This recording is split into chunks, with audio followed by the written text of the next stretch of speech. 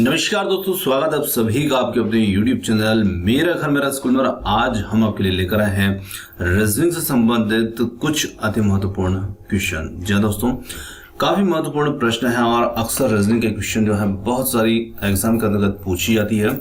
तो चलिए स्टार्ट करते हैं और देखते हैं आज के हमारे जो क्वेश्चन जो है काफी अच्छे लेवल के क्वेश्चन है और इनको आप हल करके अपना आकलन कर सकते हैं। देखते हैं आप कितने क्वेश्चन यहाँ पर सही कर पाते हैं। तो चलिए बढ़ते हैं आज के हमारे रीजनिंग के क्वेश्चन की ओर।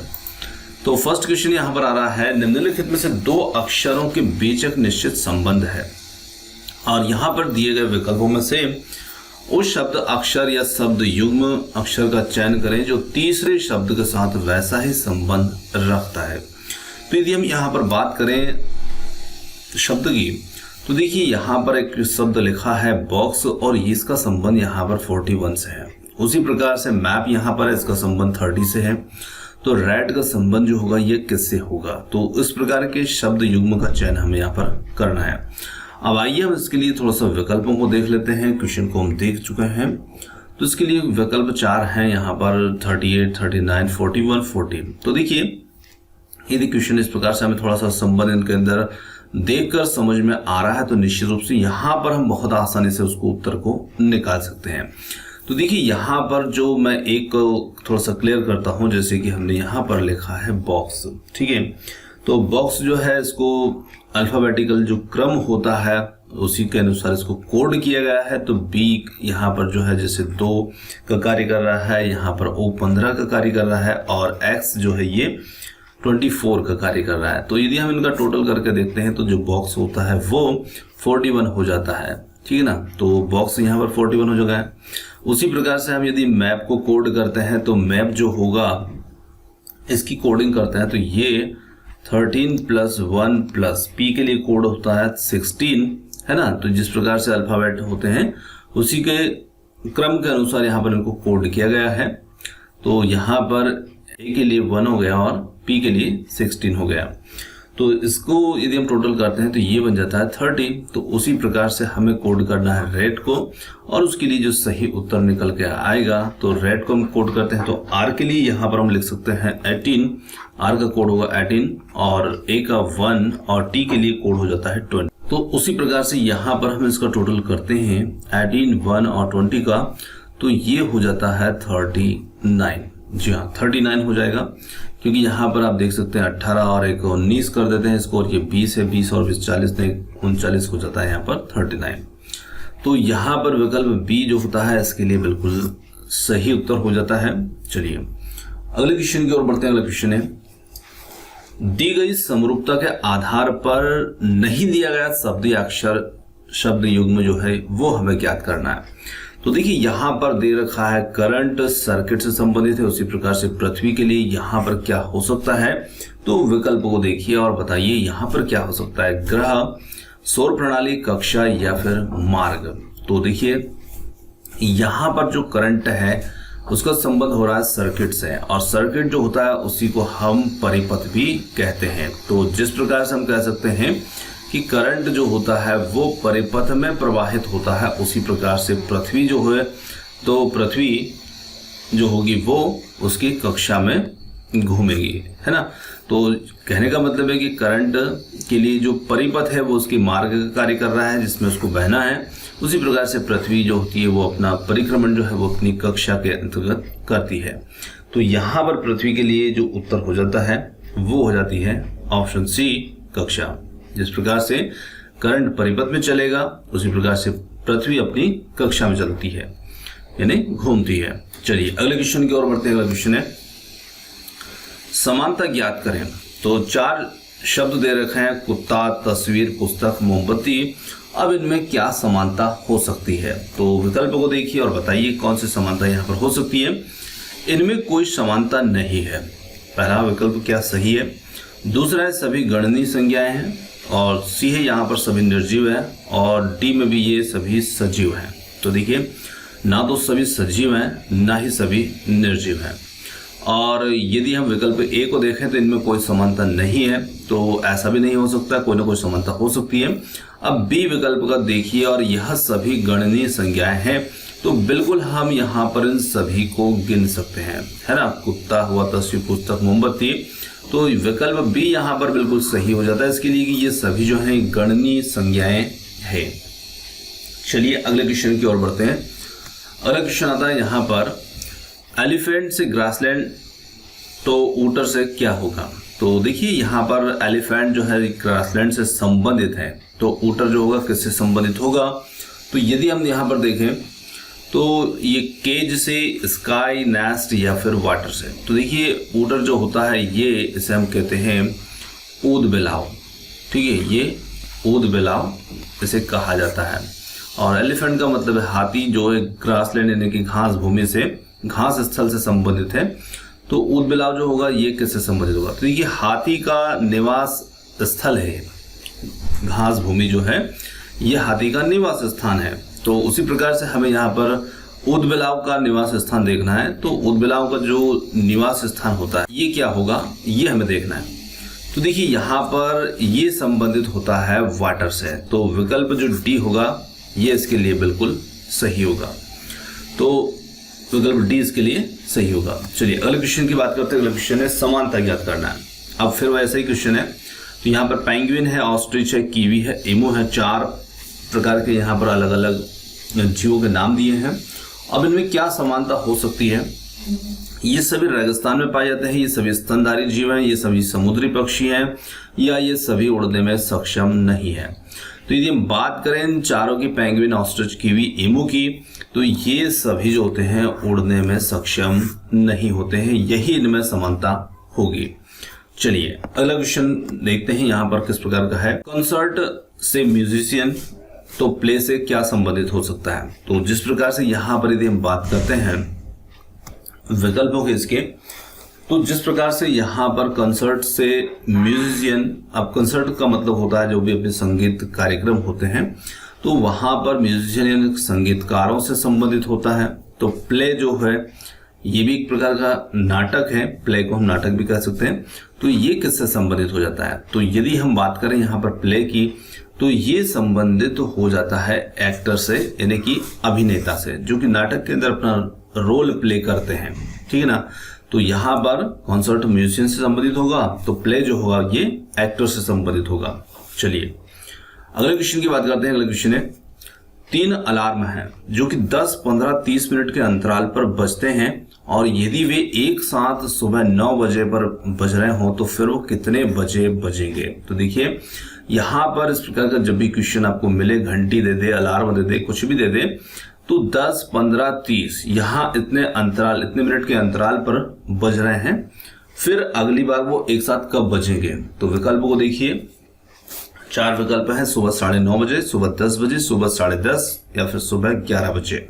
तो देखिए यहाँ पर आपको जो अंतराल दिया जाता है 10, 15 और 30, तो आपको क्या करना है, इनका तीनों का यहाँ पर आपको ले लेना है LCM, लघुत्तम समापवर्तक ले लेना है, और वही आपका इसमें उत्तर निकल के आता है।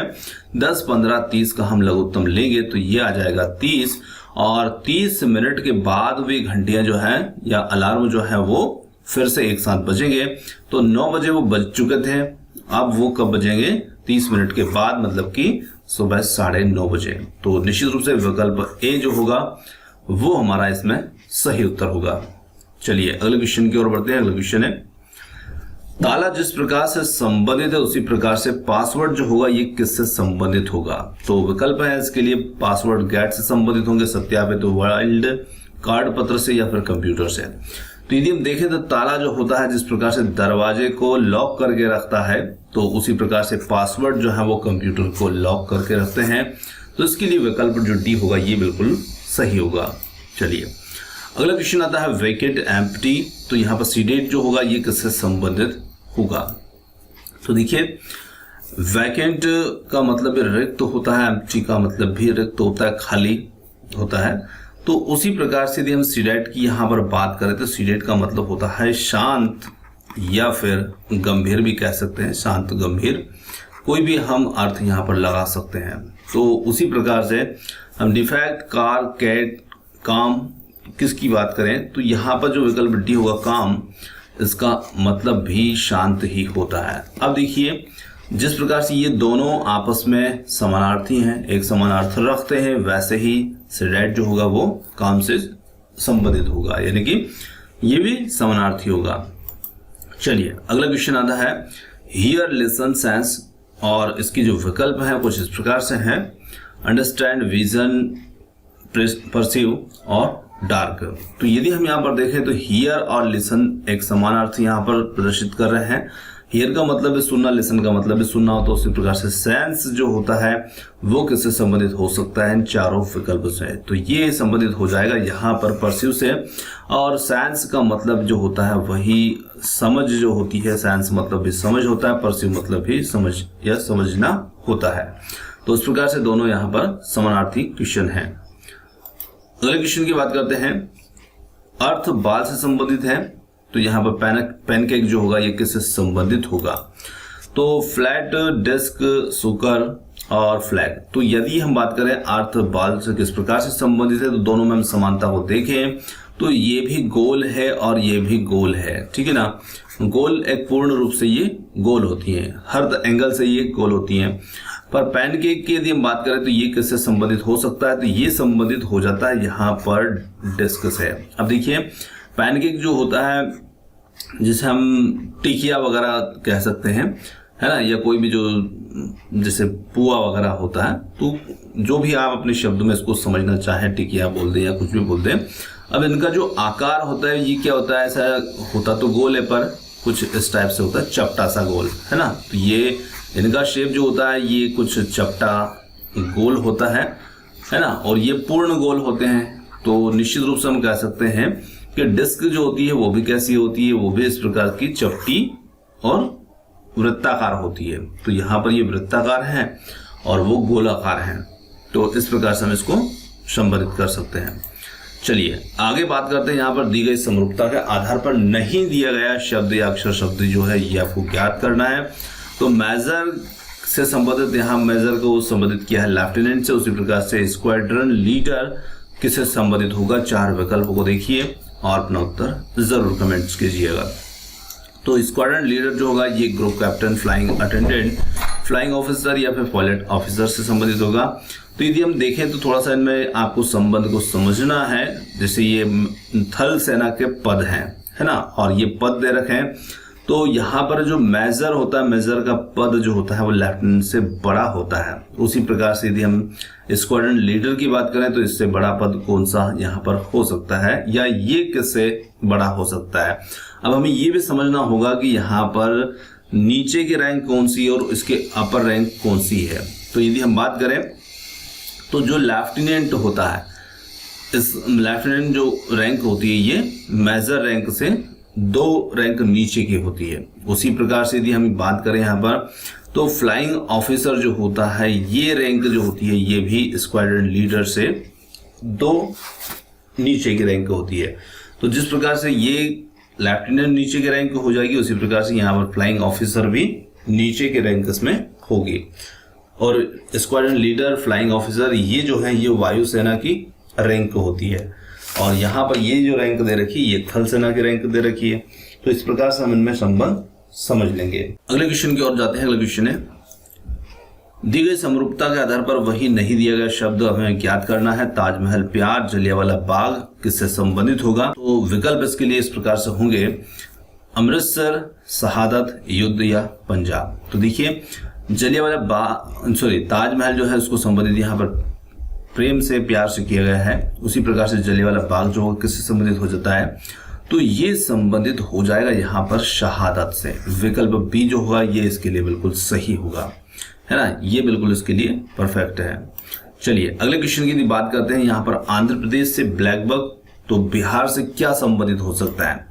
तो देखिए यदि आंध्र प्रदेश से ब्लैक बग जो कि काला हिरण होता है, ठीक है ना, ब्लैक बग मतलब कि यहाँ पर काला हिरण है, तो बिहार से संबंधित क्या होगा, यहाँ पर रेड बफेलो, गौर या फिर संगाई या चिंकारा। तो यदि हम देखें तो बिहार से संबंधित होगा यहाँ पर गौर। अब देखिए गौर क्यों होगा, तो ये इसलिए होगा कि जिस प्रकार से आंध्र प्रदेश से काला हिरण, मतलब कि आंध्र प्रदेश का ये राष्ट्रीय पशु है, राष्ट्रीय नहीं बोल दिया मैंने, गलत बोल दिया, राजकीय, है ना, आंध्र प्रदेश राज्य का ये राजकीय पशु है, ठीक है। उसी प्रकार से बिहार का राजकीय पशु जो होगा यहाँ पर हमें देखना है, तो बिहार का जो राजकीय पशु है वो गौर होगा, ठीक है, जिसे हम भारतीय बाइसन के नाम से भी जानते हैं, ठीक है ना। तो उसका जो वैज्ञानिक नाम होता है ये बॉस गौरस होता है। तो ये हो जाता है इसके अंदर गौर। चलिए अगले क्वेश्चन की ओर जाते हैं। अगला क्वेश्चन है फिर समानता ज्ञात करना है ऑरेंज, पीच, ऑलिव, क्रोम के बीच में। तो यहाँ पर यदि हम समानता की बात करें तो ये सभी फल हैं, ये सभी मौसमों के नाम हैं, या फिर ये सभी रंग हैं। तो यदि हम देखें इनमें कुछ समानताओं की बात करें तो ऑरेंज फल के अंदर भी आ सकता है, पीच भी आ सकता है, ऑलिव भी आ सकता है, पर क्रोम नहीं आता है ना। तो फल में कुछ छूट रहा है तो कुछ फल में शामिल भी हैं। और ये सभी मौसमों के नाम है तो मौसम के नाम भी नहीं है। ये सभी रंग है, हाँ ये हो सकता है कि ये सभी रंग है, क्योंकि कलर के नाम के अंतर्गत भी इनके नाम जो होते हैं वो शामिल होते हैं। तो ऑरेंज है, पीच, ऑलिव कलर ये भी आपको देखने को मिलता है, पीच कलर भी देखने को मिलता है, क्रोम ये भी कलर से संबंधित है। तो ये सभी रंग हैं। तो यहाँ पर विकल्प सी इसके लिए बिल्कुल सही हो जाता है। चलिए आगे बात करें अगले क्वेश्चन की। दुखी से हंसमुख तो सहिष्णु से क्या संबंधित हो सकता है? उदास, भयानक, सहनशील या फिर प्रतिवाद। तो जिस प्रकार से दुखी का विपरीत शब्द यहाँ पर हंसमुख है, तो उसी प्रकार से सहिष्णु का विपरीत जो होता है असहिष्णु भी होता है। पर हमें यहाँ पर रीजनिंग के तर्क के हिसाब से देखना है। तो सहिष्णु मतलब सहनशील है, उसी प्रकार से यहाँ पर प्रतिवाद जो होगा ये इसके लिए बिल्कुल सही होगा। तो विकल्प डी जो होगा इसके लिए बिल्कुल सही होगा। तो दोस्तों यहाँ पर आज के जो हमने 15 क्वेश्चन लिए थे ये यहाँ पर समाप्त होते हैं। और क्वेश्चन आपको कैसे लगे और रीजनिंग से संबंधित हमारा फर्स्ट वीडियो था। यदि आपको क्वेश्चन पसंद आया हो तो आप कमेंट्स करके जरूर बताइएगा। तो अगला वीडियो हम आपके लिए जल्द लेकर आए। आपका जो भी राय आपकी हो वो जरूर कमेंट्स के रूप में हमें बताइएगा। तो उम्मीद करते हैं वीडियो आपको पसंद आया होगा, और यदि पसंद आया तो वीडियो को लाइक, शेयर और चैनल को सब्सक्राइब जरूर कर लीजिएगा। आपने जो समय दिया उसके लिए बहुत बहुत धन्यवाद। Thanks for watching. मिलते हैं जल्द ही अगले नए किसी वीडियो के साथ। धन्यवाद।